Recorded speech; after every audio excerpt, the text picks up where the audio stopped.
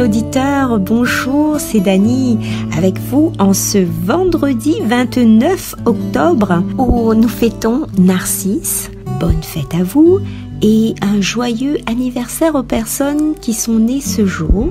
Un petit coucou en passant aux membres du groupe Jésus est mon guide et sans oublier les personnes qui sont sur YouTube également. Écoute Seigneur, je t'appelle, toi qui t'es fait mon protecteur, ne me quitte pas, ne m'abandonne pas, Dieu mon sauveur. Dieu tout-puissant, force de ceux qui espèrent en toi, sois favorable à nos appels, puisque l'homme est fragile et que sans toi, il ne peut rien. Donne-nous toujours le secours de ta grâce. Ainsi, nous pourrons, en observant tes commandements, vouloir et agir de manière à répondre à ton amour. Amen. D'une onction d'amour, tu parfumes ma tête. D'une onction de joie, du roi des rois, déversée sur moi, que ton Saint-Esprit inonde tout mon être.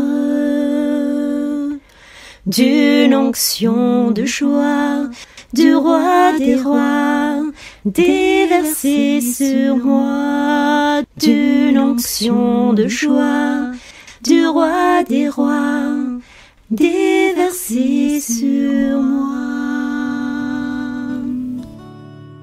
Lecture de la lettre de Saint Paul apôtre aux Romains, chapitre 9, versets 1 à 5. Frères, c'est la vérité que je dis dans le Christ. Je ne mens pas, ma conscience m'en rend témoignage. Dans l'Esprit Saint, j'ai dans le cœur une grande tristesse, une douleur incessante.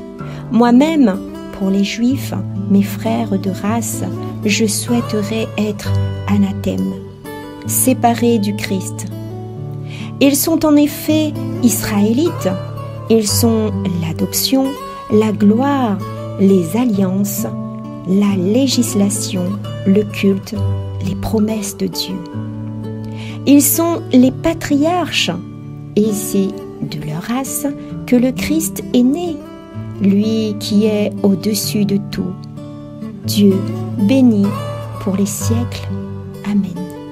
Parole du Seigneur.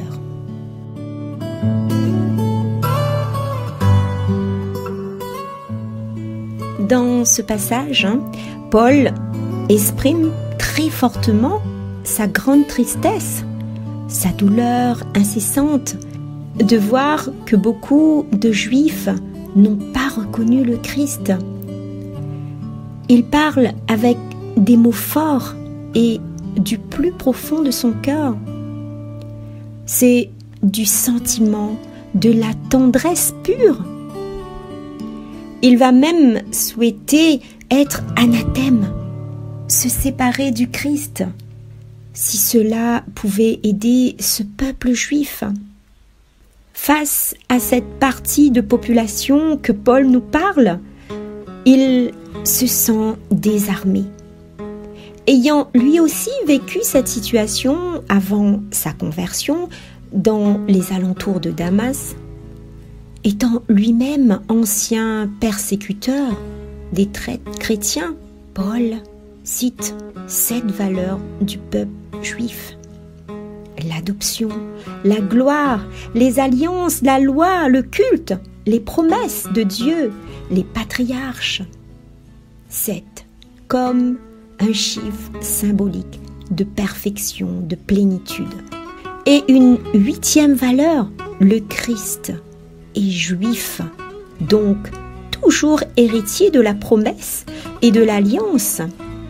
L'apôtre nous incite à méditer sur les dons de Dieu, les amis, sur la liberté qu'elle nous laisse de les recevoir ou non, sur le rôle du temps et de ce qui semble pour nous lié à l'échec, jugement hâtif, de changer d'opinion dans nos vies quand nous souffrons de l'impossibilité de partager notre foi.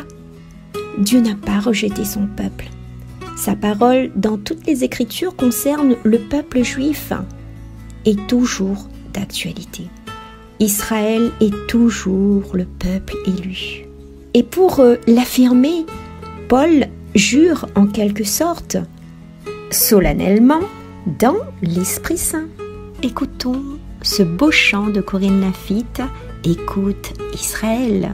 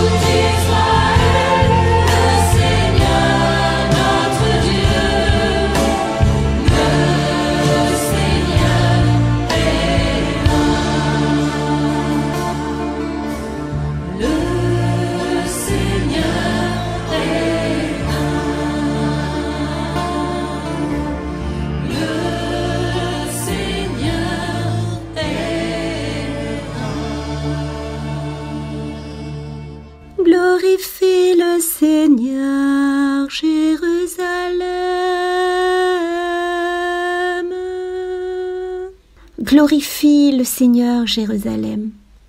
Célèbre ton Dieu, ô Sion. Il a consolidé les barres de tes portes. Dans tes nuits, il a béni tes enfants. Il fait régner la paix à tes frontières, et d'un pain de froment te rassasie. Il envoie sa parole sur la terre. Rapide, son verbe la parcourt. Il révèle sa parole à Jacob, ses volontés et ses lois à Israël. Pas un peuple qui l'ait ainsi traité. Nul autre n'a connu ses volontés. Glorifie le Seigneur, Jérusalem.